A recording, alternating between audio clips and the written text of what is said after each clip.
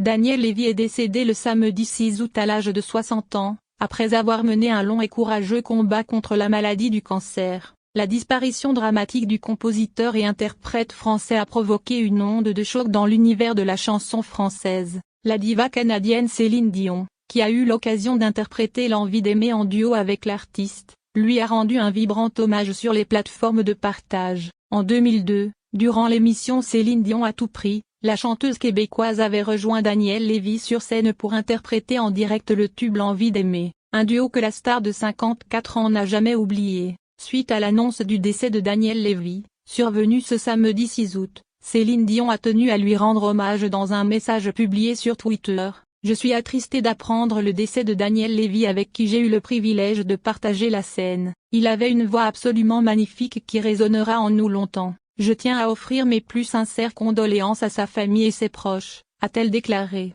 Céline Dion n'est pas la seule personnalité à avoir rendu hommage à Daniel Lévy sur les réseaux sociaux. Pascal Obispo, créateur des 10 commandements, a posté une photo de son ami sur Instagram. « Un homme, une voix, un frère, notre frère est parti », a-t-il notamment commenté. Daniel Lévy s'en va. On avait démarré ensemble, lui au pastel, Florent et moi au vin Oal. Et on se retrouvait pour partager autour du piano l'espoir de nos 20 ans et nos rêves de musique, mes pensées les plus affectueuses à sa femme Sandrine et à ses enfants, a de son côté écrit Patrick Bruel.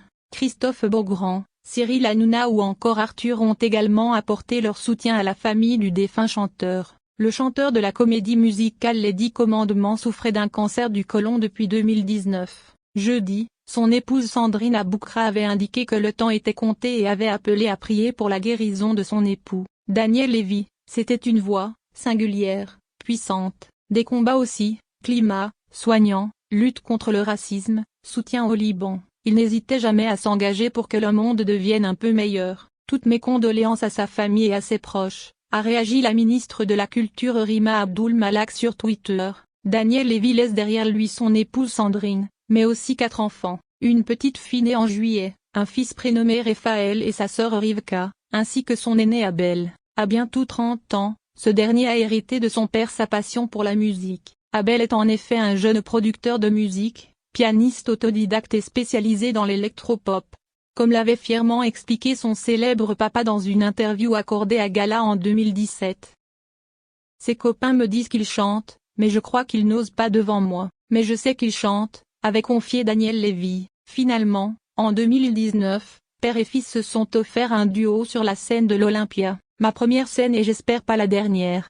Merci papa pour cette invitation, c'était un moment incroyable, avait alors témoigné le jeune artiste sur son compte Instagram.